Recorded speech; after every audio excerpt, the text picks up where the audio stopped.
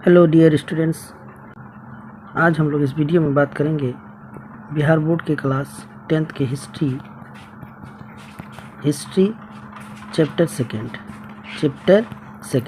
और chapter second में है समाजवाद एवं साम्यवाद।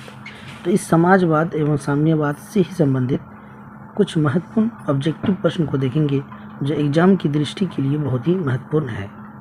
तो मेरे डियर स्टूडेंट्स, सबसे पहले इस दो वर्ड का अर्थ को हम लोग समझते हैं कि आखिर समाजवाद एवं साम्यवाद क्या है। तो चलिए हम लोग इनके अर्थ को विस्तार से समझते हैं। समाजवाद का अर्थ होता है एक ऐसी सामाजिक, आर्थिक और राजनीतिक व्यवस्था जिसमें उत्पादन के साधनों जैसे जमीन, कारखाने, मशीन आदि पर समाज का सामूहिक या सरकारी स्वामित्व का मतलब होता है अधिकार होता है, ना कि कुछ निजी व्यक्तियों का। यानी समाजवाद का अर्थ को अगर इस आसान भाषा में समझा जाए तो इसका अर्थ ये होता है कि समाज के प्रत्येक लोगों का जो किसी चीज़ पर अधिकार होता है वो सामूहिक रूप से सबका होना चाहिए, ना कि किसी निजी व्यक्तियों का। अगर मान लेते हैं ज़मीन है तो ज़मीन किसी निजी व्यक्तियों का अधिकार नहीं होना चाहिए, उस ज़मीन पर समाज के सभी लोगों का अधिकार होना चाहिए। अगर कोई समाज में कारखाने हैं तो उस कारखाने में किसी निजी व्यक्ति का अधिकार नहीं होना चाहिए, बल्कि समाज में रहने वाले जितने लोग हैं सभी लोगों का उस पर अधिकार होना चाहिए। यही समाजवाद का अर्थ है। इसको और भी आसान भाषा में समझते हैं तो इसके जो विचार है समाजवाद की, तो समाज में संपत्ति की समानता हो। संपत्ति की समानता का मतलब ये हुआ कि समाज में प्रत्येक आदमी का जो संपत्ति हो वो समान हो, यानी कि संपत्ति को समान रूपों में समाज के प्रत्येक लोगों में बांट दिया जाए। दूसरी बात देखिए, श्रम के अनुसार हर किसी को फल मिले। श्रम का मतलब होता है कि मेहनत, मजदूरी, यानी हर व्यक्ति को अपनी मेहनत के अनुसार उसको फल मिलना चाहिए। ये समाजवाद के विचार हैं। तीसरी बात है गरीब और अमीरी का अंतर कम हो, यानी समाजवाद का जो मुख्य विचार है वो है कि गरीबी और अमीरी का अंतर कम हो। अगर हम समाज को देखते हैं तो समाज में कुछ ऐसे लोग हैं जो बहुत अमीर होते हैं और कुछ ऐसे लोग हैं जो बहुत गरीब होते हैं, जबकि समाजवाद का जो ये धारणा है कि इतनी अंतर नहीं होना चाहिए, अंतर कम होना चाहिए। ठीक है। चौथा पॉइंट को देखिए, शिक्षा, स्वास्थ्य एवं अन्य बुनियादी सुविधाएं सभी के लिए समान रूप से उपलब्ध हो, यानी समाज के प्रत्येक लोगों को शिक्षा, स्वास्थ्य, अन्य सुविधाएं समान रूप से उपलब्ध हो। लेकिन अभी के समाज में अगर आप देखेंगे तो ये समान रूप से उपलब्ध नहीं है। जो समाज में जिनकी बोलबाला है, जो अपने पैसे से ज़्यादा हैसियत रखते हैं, वो एक अच्छी जगह पर इलाज करा लेते हैं पहुंच के द्वारा, लेकिन उसी समाज में गरीब लोग, गरीब आदमी, उनका जो पहुंच है वो कम होती है, जिस वजह से उसका स्वास्थ्य, उनका इलाज सही से नहीं हो पाता। तो समाजवाद कहता है कि समाज के सभी लोगों को जो है शिक्षा, स्वास्थ्य, अन्य बुनियादी चीज़ें समान रूप से उपलब्ध हो। चलिए अब देखिए, सरल भाषा में अगर समाजवाद को समझे तो समाजवाद एक ऐसी व्यवस्था है जिसमें समाज के हर व्यक्ति की भलाई को प्राथमिकता दी जाती है, ना सिर्फ कुछ अमीर लोगों की। यानी समाज के प्रत्येक लोगों को प्राथमिकता दी जाए उसकी भलाई के लिए। अगर इसको हम लोग और आसान भाषा में समझे तो समाजवाद एक ऐसी अवधारणा है जो समाज के प्रत्येक लोगों को बराबर देखना चाहती है, ना ही किसी को अमीर और ना ही किसी को गरीब। और जो ऐसा सोच रखता है तो उसे हम लोग कहते हैं समाजवादी। क्या कहते हैं? समाजवादी। तो समाजवादी होना चाहिए। ठीक है। तो अब हम लोग समझेंगे साम्यवाद क्या है। साम्यवाद एक सामाजिक, आर्थिक और राजनीतिक विचारधारा है जिसका उद्देश्य एक ऐसा समाज बनाना है जहां संपत्ति पर निजी स्वामित्व ना हो। अगर आप देखेंगे तो समाजवाद में भी ऐसा ही अवधारणा था। वहां पर भी संपत्ति पर निजी स्वामित्व का मतलब होता है अधिकार ना हो, बल्कि समाज के प्रत्येक लोगों को उस संपत्ति पर अधिकार हो। देखिएगा, सब कुछ समाज या राज्य का हो, यानी कोई संपत्ति हो तो समाज के सभी लोगों का हो। वर्गहीन समाज हो, ना अमीर हो ना गरीब हो, सब बराबर हो। हर किसी से उसकी क्षमता के अनुसार काम और ज़रूरत के अनुसार संसाधन, यानी कोई व्यक्ति जितना कर सकता है उतना ही काम करे और उसे उसकी ज़रूरत के अनुसार मिले। चौथा पॉइंट को देखिएगा, राज्य का अस्तित्व धीरे धीरे समाप्त हो जाए। अंतिम लक्ष्य एक ऐसा समाज बनाना है जिसमें सरकार की ज़रूरत ही ना हो, यानी जिसमें कोई सरकार की ज़रूरत ही ना हो, बल्कि समाज का एक ऐसा लक्ष्य होना चाहिए कि समाज में जो अंतिम पड़ाव पर कोई व्यक्ति, गरीब व्यक्ति है, वो भी एक अच्छा बन जाए, एक पैसा वाला बन जाए, यानी समाज में एक उनकी भागीदारी हो, एक अच्छा उसकी आर्थिक स्थिति ठीक हो जाए। तो अगर इसको कुल मिला के ये बात कहा जाए कि जो समाजवाद और साम्यवाद है, दोनों का जो मुख्य सिद्धांत है वो सेम है, यानी समाजवाद ही साम्यवाद है और साम्यवाद ही समाजवाद है, क्योंकि दोनों का जो बेसिक कॉन्सेप्ट है वो एक ही है, और वो एक ये है कि समाज को उस तरह से बनाना कि समाज में अमीरी और गरीबी ना हो, बल्कि समाज में जितने भी संपत्ति हैं या कुछ भी अधिकार हैं उस सभी को बराबर रूप से मिले। यही समाजवाद और साम्यवाद है। ठीक है, उम्मीद है आपने इसको बहुत ही बेहतरीन ढंग से समझा होगा। चलिए अब इनसे संबंधित जो प्रश्न बनेंगे उन प्रश्नों को हम लोग देखेंगे। पहला प्रश्न है वैज्ञानिक समाजवाद। तो आप समाजवाद को समझ गए। वैज्ञानिक समाजवाद का जो जनक है वो किसे माना जाता है? तो वैज्ञानिक समाजवाद का जो जनक है, क्या वो सेंट साइमन को माना जाता है, चार्ल्स फूरियर को माना जाता है, लुई ब्ला को, या फिर कार्ल मार्क्स को? तो याद रखो, वैज्ञानिक समाजवाद का जो जनक है वो कार्ल मार्क्स को माना जाता है। किसे माना जाता है? Karl Marx. तो अब कार्ल मार्क्स कौन है भाई? चलिए इनके बारे में भी कुछ समझते हैं, क्योंकि कार्ल मार्क्स से संबंधित ऑब्जेक्टिव आपको आता है। तो चलिए कार्ल मार्क्स को समझते हैं कि कार्ल मार्क्स क्या है। तो ये आपके क्लास 10th के हिस्ट्री में ही दिया गया है, उन्हीं से मैंने लिया है।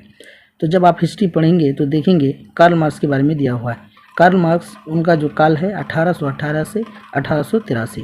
कार्ल मार्क्स का जो जन्म है वो 5 मई 1818 को जर्मनी में, याद रखिएगा, उनका जो जन्म है 5 मई 1818 ईस्वी को जर्मनी में राइन प्रांत के, किस प्रांत के?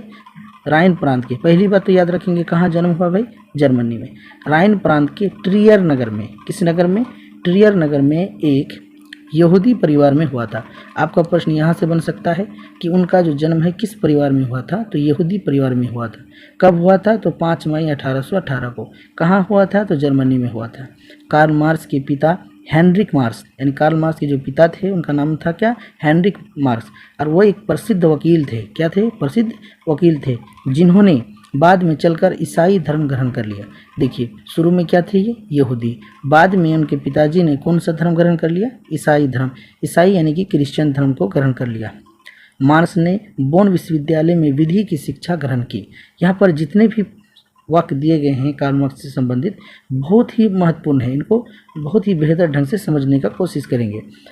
1836 में वे बर्लिन विश्वविद्यालय चले गए। बर्लिन यानी जर्मनी की जो राजधानी है वो है बर्लिन। वो बर्लिन विश्वविद्यालय चले गए, जहाँ उनके जीवन को एक नया मोड़ मिला। मार्क्स हीगल के विचारों से प्रभावित थे, यानी हीगल एक दार्शनिक थे, उन्हीं के विचारों से प्रभावित थे। 1843 में उसने अपने बचपन के मित्र, 1843 ईस्वी में उनका एक बचपन का जो फ्रेंड था जेनी से विवाह कर लिया। किससे विवाह कर लिया? जेनी से विवाह कर लिया। उसने राजनीतिक एवं सामाजिक इतिहास पर मॉन्टेस्क्यू तथा रूसो के विचारों का गहन अध्ययन किया। ठीक है।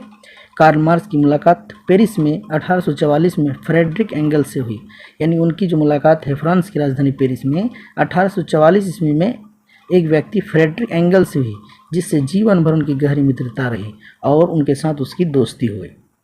एंगल्स के विचारों एवं रचनाओं से प्रभावित होकर मार्क्स ने भी श्रमिक वर्ग के कष्टों एवं उसकी कार्यों की दशाओं पर विचार करना आरंभ कर दिया। मार्क्स ने एंगल के साथ मिलकर 1848 में एक साम्यवादी घोषणा पत्र प्रकाशित किया। क्वेश्चन पूछता है कि साम्यवादी घोषणा पत्र कब प्रकाशित हुआ? तो 1848 ईस्वी को।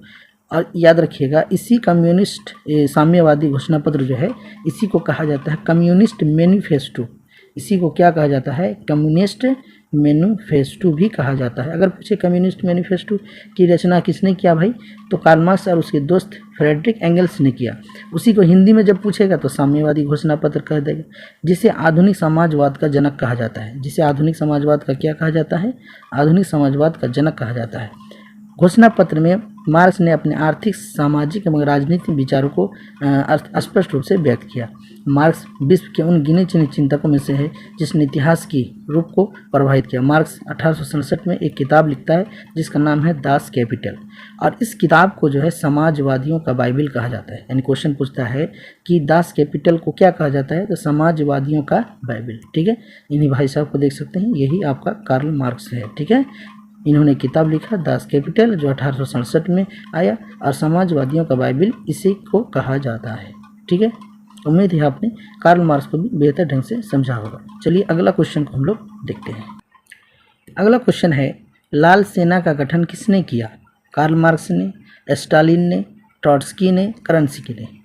तो लाल सेना का जो गठन है वो किए हैं ट्रॉट्स्की ने। ठीक है, चलिए अगला क्वेश्चन, रूस में कृषक दास प्रथा का अंत कब हुआ? 1861 में, 1862 में, 1863 में, 1864 में। इसका जो उत्तर होगा ऑप्शन ए होगा 1861 में। अगला क्वेश्चन, कम्युनिस्ट मैनिफेस्टो, देखिए आगे ना, कम्युनिस्ट मैनिफेस्टो को ही कहा जाता है साम्यवादी घोषणा पत्र। क्या कहा जाता है? साम्यवादी घोषणा पत्र का जो प्रकाशन है किस वर्ष हुआ? 1844, 1848, 1864। तो इसका सही उत्तर क्या होगा? 1848 को। दोनों ने मिलकर किया था, एक थे कार्ल मार्क्स और एक थे उनके दोस्त फ्रेडरिक एंजल्स ने। चलिए नेक्स्ट, वॉर एंड पीस किसकी रचना है? कार्ल मार्क्स की, टॉल्स्टॉय की, दोस्तोवस्की, एंजल्स की।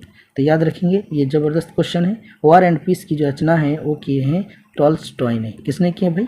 टॉल्स्टॉय ने। अगला क्वेश्चन, रूस में जार का अर्थ क्या होता है? पीने का बर्तन, पानी रखने का मिट्टी, रूस का सामंत या रूस का सम्राट।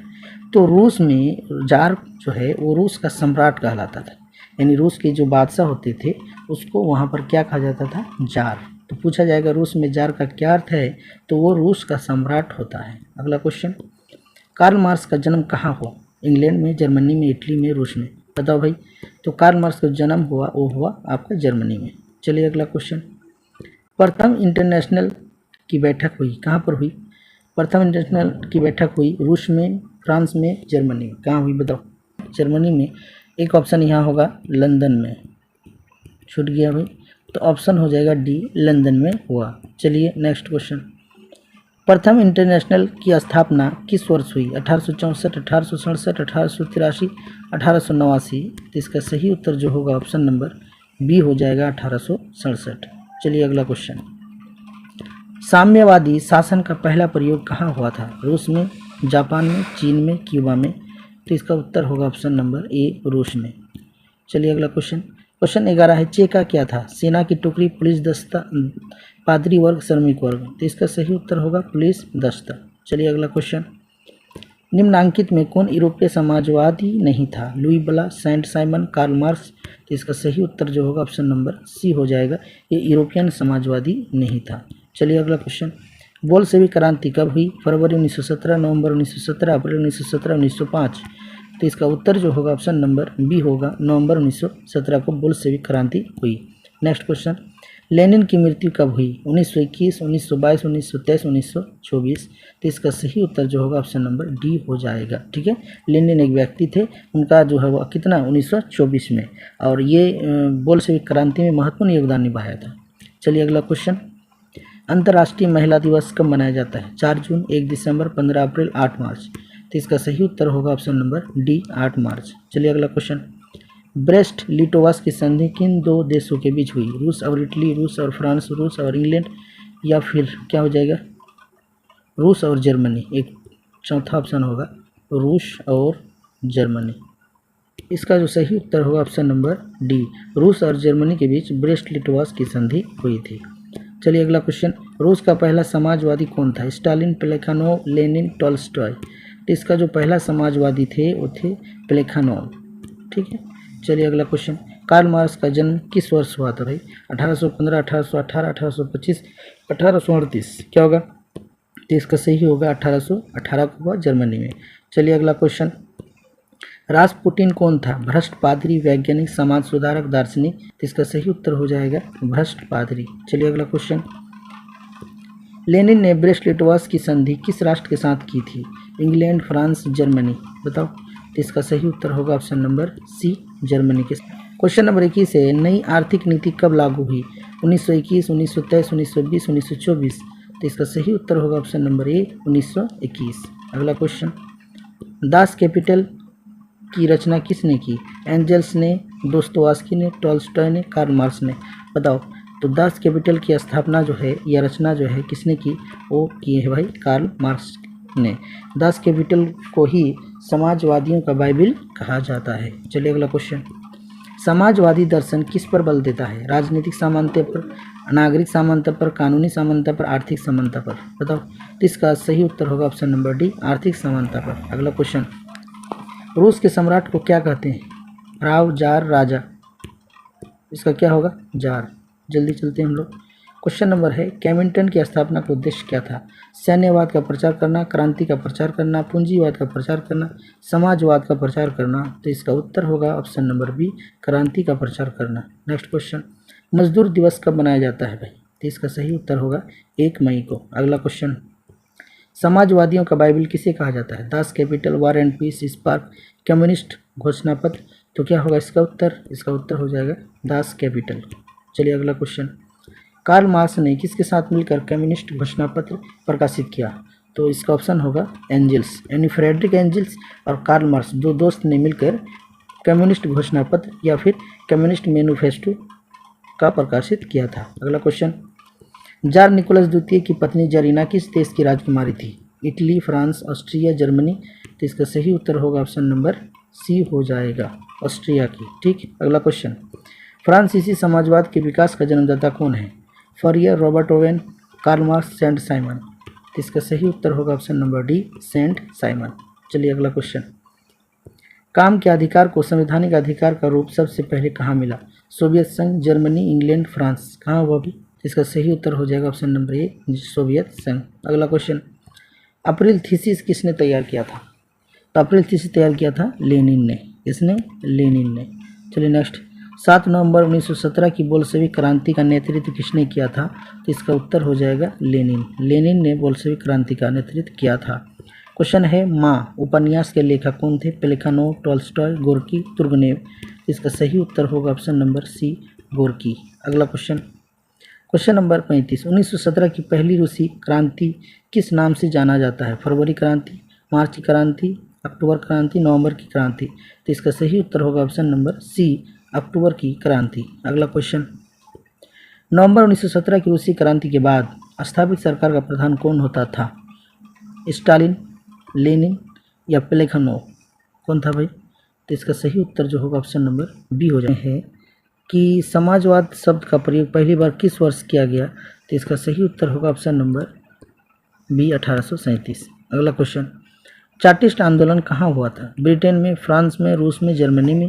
इसका सही उत्तर होगा ऑप्शन नंबर ए, ब्रिटेन में। चलिए अगला क्वेश्चन, विश्व में साम्यवादी शासन की स्थापना सर्वप्रथम किस देश में हुई? तो ऑप्शन होगा इसका ऑप्शन नंबर ए, रूस में। अगला क्वेश्चन, वर्जिन सॉइल उपन्यास के लेखक कौन थे? तो इसका उत्तर होगा इवान तुर्गनेव। अगला क्वेश्चन, बोल्शेविक क्रांति का नेतृत्व किसने किया? तो इसका उत्तर होगा लेनिन ने। चलिए अगला क्वेश्चन, 1917 की रूसी क्रांति के समय किस जार का शासन था? तो इसका सही उत्तर होगा निकोलस द्वितीय। चलिए अगला क्वेश्चन, कोल खोज की योजना किसने आरंभ की? तो इसका सही उत्तर होगा ऑप्शन नंबर बी, स्टालिन ने। तो आज हमने कुल 43 क्वेश्चन किए। तो इसी तरह हम लोग फिर नेक्स्ट चैप्टर का भी महत्वपूर्ण ऑब्जेक्ट लेकर आएंगे। इस वीडियो को देखने के लिए धन्यवाद।